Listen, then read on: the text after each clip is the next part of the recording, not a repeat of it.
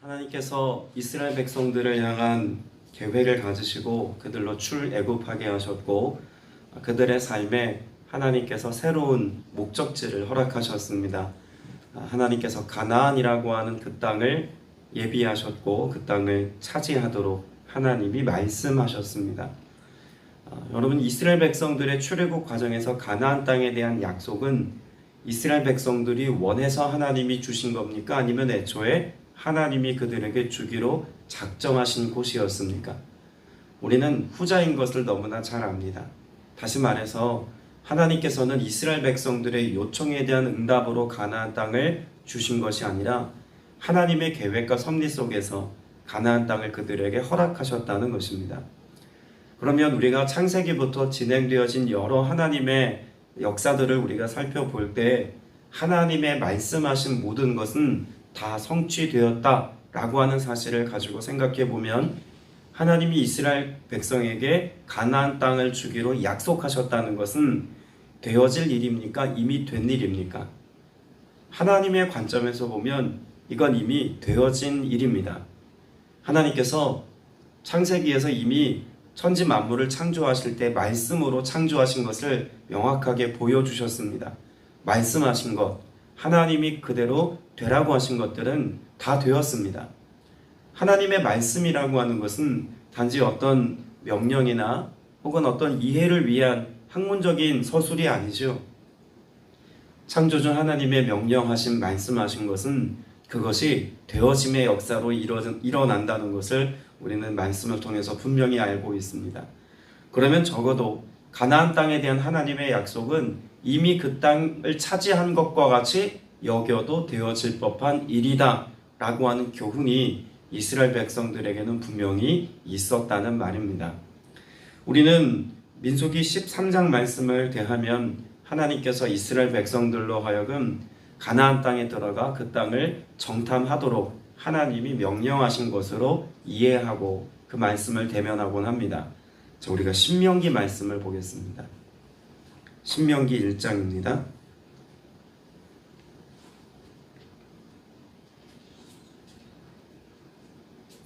신명기 1장 19절부터 25절까지 말씀을 우리 천천히 같이 한번 읽어보겠습니다. 시작. 우리 하나님 여호와께서 우리에게 명령하신 대로 우리가 호렙산을 떠나 너희가 보던 그 크고 두려운 광야를 지나 아모리 족속의 산지길로 가데스 바네아에 이른 때에 내가 너희에게 이르기를 우리 하나님 여호와께서 우리에게 주신 아모리 족속의 산지에 너희가 이르렀나니 너희 하나님 여호와께서 이 땅을 너희 앞에 두셨은즉 너희 조상의 하나님 여호와께서 너희에게 이르신 대로 올라가서 차징하라. 두려워하지 말라. 주저하지 말라 한즉 너희가 다 내 앞으로 나와 말하기를 우리가 사람을 우리보다 먼저 보내어 우리를 위하여 그 땅을 정탐하고 어느 길로 올라가야 할 것과 어느 성읍으로 들어가야 할 것을 우리에게 알리게 하자 하기에 내가 그 말을 좋게 여겨 너희 중 각 지파에서 한 사람씩 12를 택하매 그들이 돌이켜 산지에 올라 에스겔 골짜기에 이르러 그것을 정탐하고 그 땅의 열매를 손에 가지고 우리에게로 돌아와서 우리에게 말하여 이르되 우리의 하나님 여호와께서 우리에게 주신 땅이 좋더라 하였느니라. 자, 그러면 신명기 1장 말씀에 비추어 보면 민수기 13장 1절부터 지금 우리가 읽은 17절부터 20절까지를 포함해서 그 땅을 정탐하게 하신 하나님의 명령은 하나님으로부터 출발한 것입니까? 아니면 백성들의 원함이었습니까? 백성들이 원했던 겁니다. 하나님이 그 땅을 정탐하고 그 땅을 탐지하러 오라고 하나님이 명령하신 것이 아니라 하나님께서 백성들의 원함을 들어주셔서 그 땅을 정탐하도록 하나님이 허락하시고 허용하신 것입니다.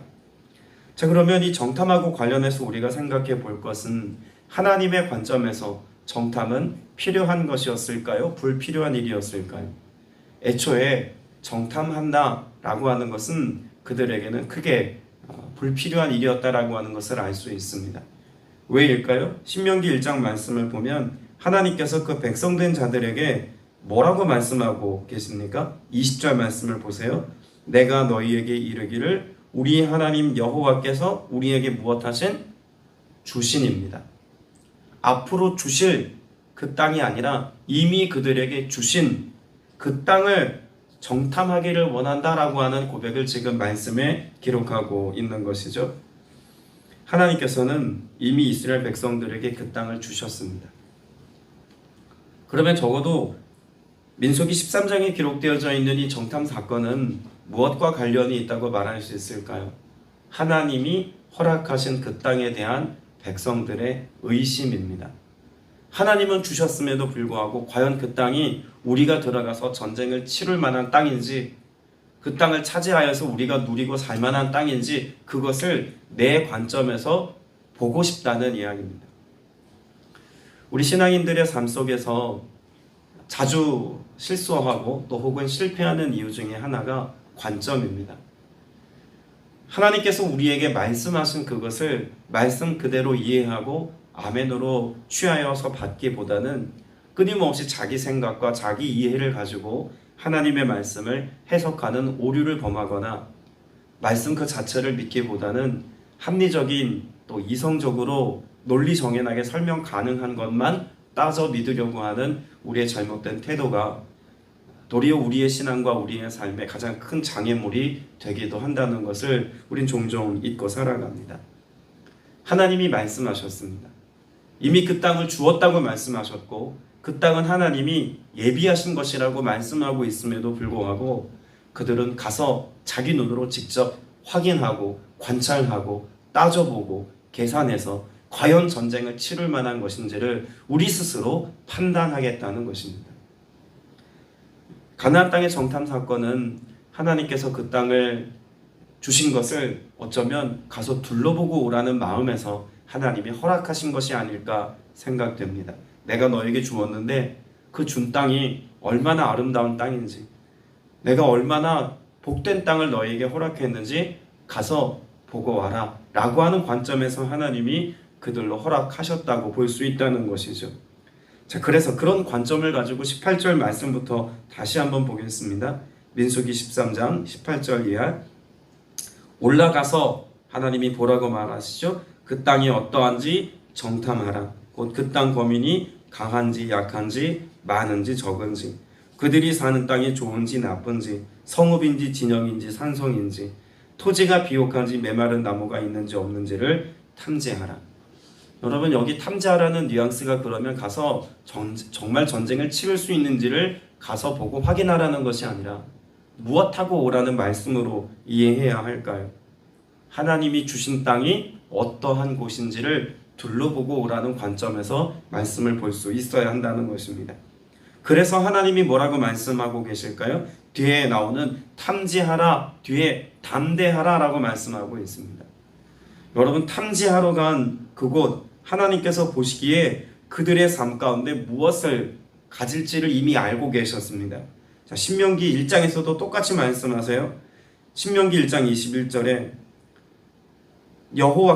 하나님 여호와께서 너에게 이르신 대로 올라가서 차지하라, 두려워하지 말아라, 주저하지 말아라 라고 말씀하고 있습니다. 하나님은 이미 그 땅에 대하여서 어떤 명령을 말씀하고 있냐면 차지하라입니다. 하나님이 주셨으니 가서 취하여라, 차지하라 라고 말씀합니다. 그리고 두려워하지 말라고 말씀하고 있죠. 하나님이 이미 허락하신 것이니 두려워할 필요가 없다는 이야기입니다.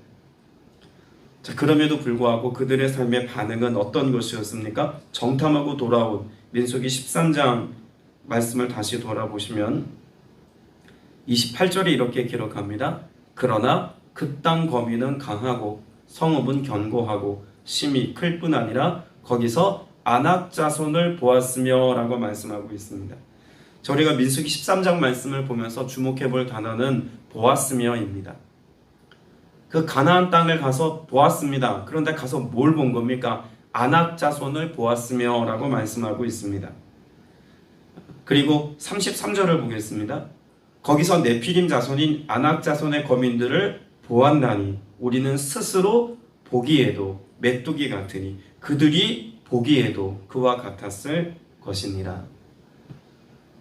지금 여기에서는 끊임없이 본다라고 하는 개념이 등장하죠. 무엇을 보고 있습니까? 안악자손을 보고 또 그 안악자손이 비교해서 나를 보고 있습니다. 여러분, 신앙을 이야기할 때 신앙은 해석이다라고 하는 표현을 종종 하곤 합니다. 신앙을 왜 해석이라고 표현할까요? 우리가 똑같은 오늘을 살아갑니다. 예수 믿는 사람이나 믿지 않는 사람이나 똑같은 환경과 똑같은 조건 안에서 어떤 똑같은 상황과 직면하여 오늘을 살아갑니다. 그런데 그 상황을 이해하고 해석함이 다르다는 겁니다. 분명 내게 고난이라고, 내게 힘겨운 일이라고 여겨질 만한 어떤 상황에도 불구하고 하나님의 말씀하심이 이 고난은 지나가는, 감당할 만한 고난이라고 하나님이 말씀하신다면 우리는 고난을 나의 관점을 가지고 고난이라고 해석하지 않습니다. 위장된 축복이라고도 해석할 수 있는 겁니다. 누가 말씀하시면 하나님이 고난에 대해서 그렇게 정의하신다면 우리는 그 사실을 그렇게 믿을 수 있는 것입니다. 그러나 하나님에 대한 해석이 없는 사람들의 관점에서 보자면 고난은 그저 고난인 것입니다. 슬픔은 그저 슬픔인 것입니다. 그런데 우리의 삶 가운데 슬픔이 오히려 기쁨의 축제가 되게 하시겠다고 약속하신 하나님의 약속이 있다면, 나를 향한 하나님의 말씀이 그렇게 주어졌다면 우리는 그 상황과 형편에 대한 해석을 기쁨으로 받아들일 수 있는 믿음이 있다는 것이죠. 이 모든 것은 다 무엇과 관련이 있을까요? 시선입니다. 어떻게 바라보는지에 대한 관점이고 시선이라는 것이죠. 흔히 우리가 가치관이라는 표현을 씁니다. 어떤 가치를 가지고 그것을 바라볼 것이냐. 여러분, 우리는 하나님의 관점을 가지고 세상을 바라볼 수 있어야 합니다. 하나님이 무엇하고 계신지, 하나님이 어떻게 일하실지, 하나님이 왜 시작하셨는지, 하나님이 어떻게 결론 맺으실지, 하나님이 이 과정 가운데 어떤 은혜를 베푸실지 하나님의 관점에서 바라보고 해석하고 그것을 내 삶에 적용해야 한다는 이야기입니다. 그런데 적어도 오늘 민수기 13장에 기록되어져 있는 이 정탐 사건은 하나님이 이미 그들에게 주신 땅에 대하여서 스스로 어떠한지를 바라보고 자기 생각을 가지고 그 땅을 평가해 보고자 하는 것으로부터 이미 출발했습니다. 그리고 그것을 자신들의 생각을 가지고 해석하고 적용하기까지 하죠. 내 눈에 보기에 안악자손과 나를 비교해 보니 나는 상대가 되지 않더라. 이 전쟁은 이미 싸워보기도 전에 패한 전쟁이다라고 정의 내립니다. 여러분, 그 정의 내림은 어디에서부터 출발한 걸까요? 잘못된 해석에서부터 출발한 것입니다. 여러분, 이미 하나님께서는 결론을 내리셨어요. 그 땅을 차지하라고. 차지한다는 의미는 전쟁에서 무엇한다는 이야기입니까? 이기게 하시겠다라고 하는, 아니 이미 이겼다에 하나님의 승리의 선포가 포함되어져 있는 겁니다. 그럼에도 불구하고 그들이 하나님의 사건으로 바라본 것이 아니라 그들의 사건으로 여겨서 그들의 관점을 가지고 오늘을 대면하고 있다는 이야기입니다.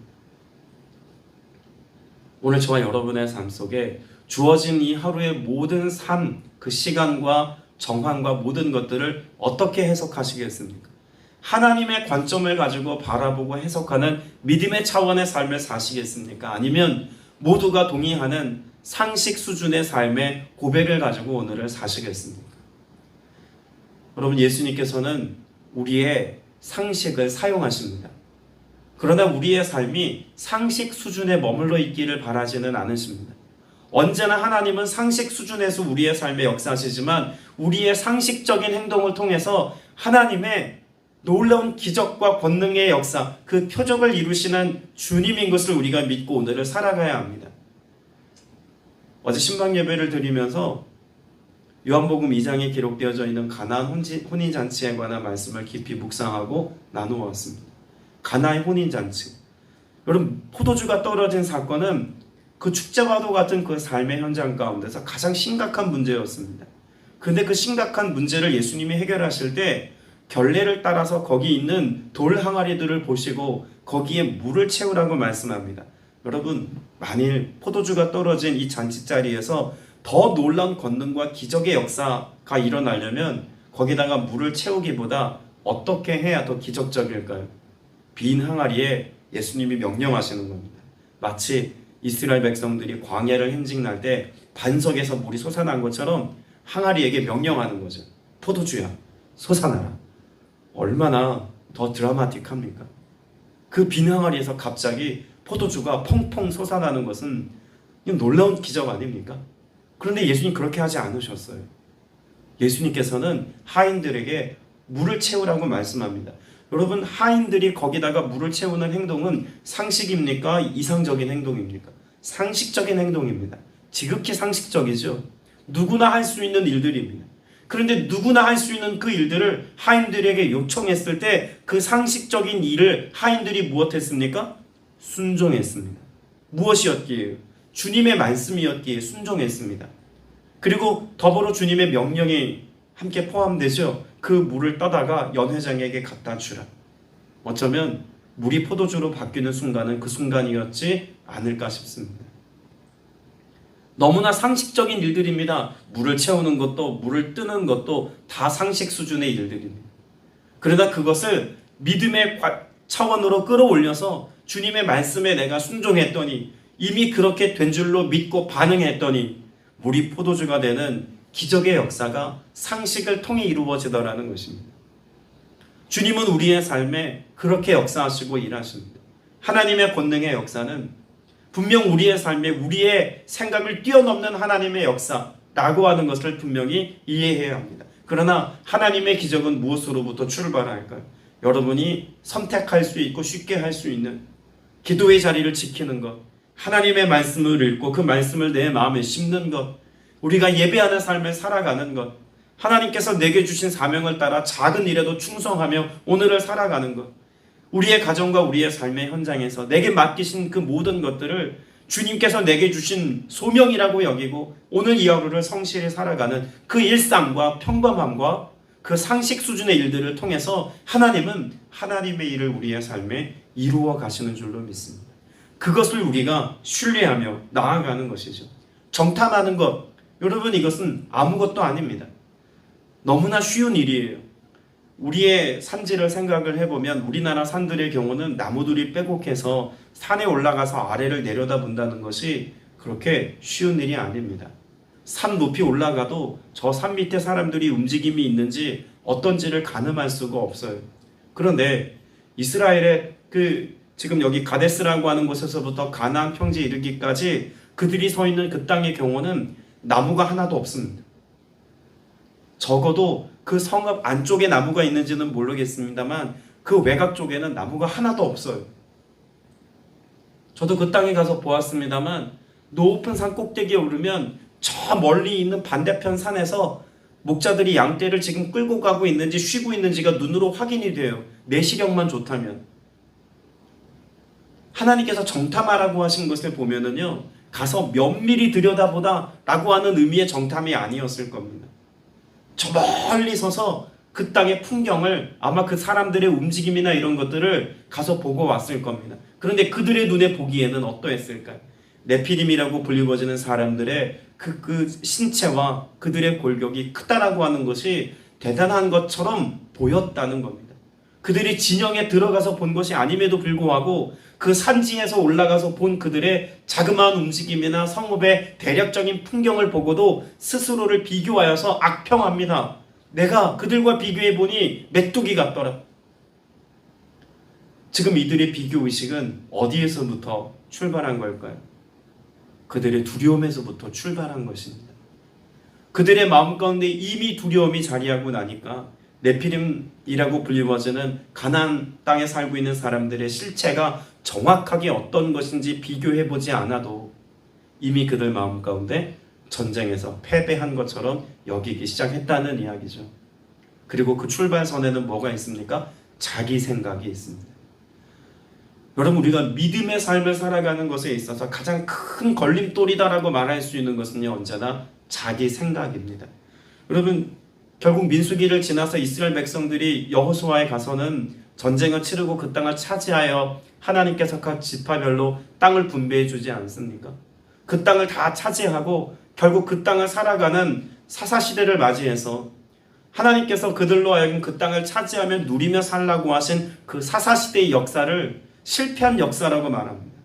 어떤 점에서 실패한 역사일까요? 사사기의 가장 중심이 되는 말이 있습니다. 자기 소견에 옳은 대로입니다. 하나님이 그 땅을 차지하게 하신 이후에도 이스라엘 백성들은 자기 소견에 옳은 대로 행동하여서 하나님이 보내신 사사와 선지자들과 예언자들의 말들을 멸시하여서 하나님이 주신 그 땅에서의 은혜와 그 축복을 놓치며 살아갑니다. 여러분, 그 서막에는 오늘 민수기 13장이 있었다고 봐야 할 겁니다. 민수기 13장의 생각은 하나님의 관점이 아닌 자기 생각으로 하나님이 주신 것을 평가하고 계산하고 따져 묻는 데서부터 출발한 것입니다. 여러분, 우리의 삶에 하나님이 말씀하신 것들이요, 납득이 안 될 때가 있습니다. 하나님 도대체 왜요? 하나님 왜 이런 상황을 만드셨어요? 하나님, 내가 왜 이런 일들을 겪어야 해요? 하나님, 나는 오늘 왜 다른 사람들과 비교해서 이런 아픔과 진통과 힘겨움을 가지고 오늘을 살아야 해요? 하나님 앞에 끊임없는 퀘스천들을 가지고 우리의 삶을 질문합니다.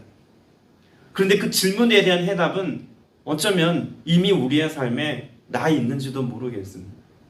내가 나를 바라보고 혹은 내가 내 상황을 바라볼 때 내 관점에서 나를 해석하고 나를 바라보는 것에서만 우리는 익숙한 삶을 살아오는 것입니다. 하나님은 연약한 그대로 나를 통해서 하나님의 일을 이루실 수 있는 하나님이신 것을 우리는 간과하며 살아가는 것이죠. 여러분, 우리가 말씀을 맺으면서 아주 중요한 사실 한 가지를 좀 점검하고 말씀을 맺으려고 합니다. 자, 14장 1절 말씀을 보겠습니다. 14장 1절 같이 읽습니다. 온 회중이 소리를 높여 부르짖으며 백성이 밤새도록 통곡하였더라. 자, 밤새도록 통곡하였습니다. 그러면 여기 통곡 소리 안에는 이미 무엇이 포함되어져 있는 겁니까? 우리는 그 땅에 못 들어간다입니다. 이미 그 땅에 들어가기를 자포자기한 거예요. 무엇을 가지고? 자기 생각을 가지고. 자, 그러면 한번 풍경을 생각해 보십시오. 이스라엘 백성들의 진영에 관한 말씀인 민수기 1장 말씀을 우리가 말씀을 나누면서 1장 2장을 지나면서 그 진영을 짜되 그 진영 안에서 가장 중심에는 무엇이 배치되어지도록 진영을 만들었습니까? 성막입니다. 그리고 그 성막에 하나님께서 임재하고 계심을 보이셨습니다. 언제까지 보이셨을까요? 이스라엘 백성들이 가나안 땅에 들어갈 때까지 구름기둥과 불기둥은 그들 눈에 보이는 사건이었다고 성경은 명시하고 있습니다. 그러면 지금 통곡하고 있는 그곳에 하나님이 계십니까? 안 계십니까? 성막도 여전히 존재하고 성막에 임재하신 하나님의 구름기둥, 불기둥도 여전히 그곳에 그들 눈에 보이는 곳에 위치하고 있고 임재하고 있다는 사실을 우리는 절대로 놓치면 안 됩니다. 자, 그러면 하나님이 계신데 하나님이 계신 그곳에서 12명의 정탐꾼 중에 10명이 보고한 그 악평을 듣고 하나님이 계셔서 우리를 그 땅을 하나님이 인도하실 것이다 라고 하는 믿음의 차원으로 생각한 것이 아니라 하나님이 계신데도 정탐꾼들의 말에 그들의 마음이 반응하여서 실패한 것처럼 정이 내려버렸다는 겁니다. 중요한 것은 하나님이 여전히 그들 가운데 계시다는 상황이죠. 그럼 하나님이 출애굽하는 과정 가운데 그리고 지금 광야를 지나는 1년여 시간 동안 하나님은 어떤 하나님이셨습니까? 제가 굳이 부연 설명드리지 않아도 10번의 재앙을 거쳐서 홍해를 건너서 만나와 메추라기로 먹이시고 아말렉과의 전쟁에서 승리케 하시고 하나님께서 그들로 하여금 의복과 신발이 닳지 않게 하셨으며 그들의 삶에 목마르지 아니하도록 반석에서 샘물 나게 하신 사건은 우리가 너무나 잘 알고 있는 사건입니다. 이 모든 정황과 사건 속에 누가 계셨습니까? 하나님이 인도하셨고 하나님이 되게 하셨고 하나님이 그 땅을 차지하기까지 수많은 증거와 증명들을 하나님이 해오셨다는 이야기입니다. 그리고 그 하나님이 잠시 떠나셨다거나 아니 이제는 내가 여기까지 인도했으니 너희가 알아서 하라고 하나님이 그들을 버리고 도망치신 게 아니라는 것입니다. 여기 여전히 하나님 계세요. 근데 여기 계신 하나님을 그들의 계산에 넣지 아니하고 자기 생각으로만 메뚜기 같다고 정의 내리고 이렇게 부족하다고 싸워보지도 아니하고 이미 패배자로 스스로를 낙인 찍은 이스라엘 백성의 모습은 오늘을 살아가는 우리의 모습과 같을 수 있다는 이야기입니다. 주님이 여러분과 함께 계심을 믿으십니까? 여러분, 우리가 믿는다는 걸 못 믿는 걸까요? 예수님 이꼴 하나님, 뭐 이런 수학 공식처럼 성경에 기록되어져 있는 어떤 명제를 믿는 게 아닙니다. 우리가 믿는 믿음은 무엇일까요? 함께 하심에 대한 믿음입니다. 내 안에 여전히 살아계셔서 지금 여기 계셔서 나에게 말씀하시고 역사하시는 하나님의 실제와 실존이 내 생각과 다르다 할지라도 주님이 여기 계시다는 사건으로 우리가 아멘 되어질 때야 비로소 모든 것이 바르게 보이기 시작하는 것입니다. 그 주님이라고 하는 관점을 가지고 세상을 바라보고 말씀이라고 하는 필터를 가지고 나를 해석하고 주님이 내게 준 명령을 따라서 오늘을 해석하며 살아가는 것입니다.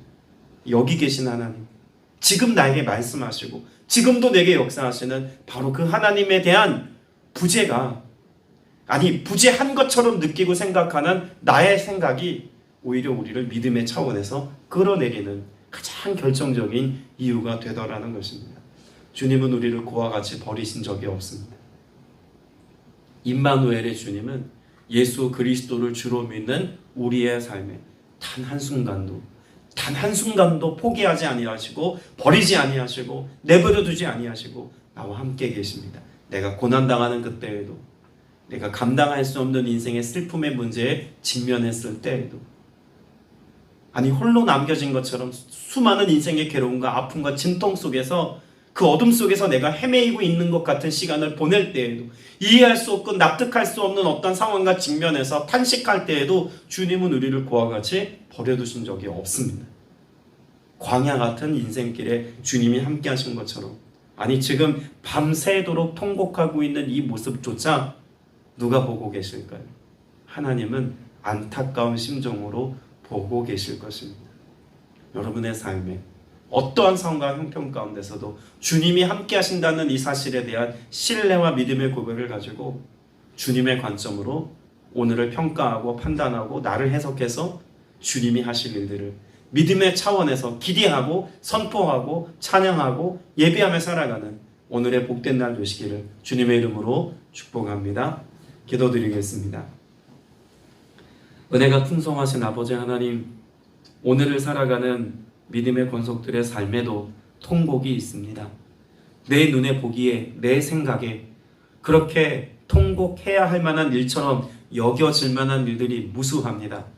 때로는 육체의 질병으로, 때로는 마음의 심각한 질병으로, 때로는 관계의 깨어짐과 아픔으로, 때로는 부모 형제의 문제로, 자녀들의 문제로 우리 인생은 끊임없이 통곡하는 인생입니다. 그러나 주님을 바라보고 주님이 나와 함께 계심을 신뢰한다면 우리가 분명히 통곡할 그때에도 기뻐 춤추며 감사하며 축제를 벌일 만한 삶의 모습인 것을 말씀을 통해 확증해 주셨습니다. 여기 계시고 지금도 말씀하시며 그 말씀하신 주님이 이루실 것을 신뢰하며 주와 함께 오늘을 살아가기를 소망하오니 주님 앞서 행하시고 함께 동행하여 주시어서 주의 일하심과 주의 은혜를 오늘도 사모하며 나아가는 복된 믿음의 권속들 다 되게 하여 주옵소서. 주님 앞에 감사로 귀한 예물 드린 듯 채 있습니다. 믿음의 선포와 간구함에 응답하여 주셨사오니 주여 감사로 드린 이 예물이 주님께 영광되게 하시며 쓰이는 곳마다 주님 나라 확장되게 하여 주옵소서. 우리 모두를 향한 주님의 선하신 뜻 오늘도 이루시기까지 함께 하실 것을 믿사오며 예수 그리스도 이름으로 간절히 기도드렸사옵나이다. 아멘.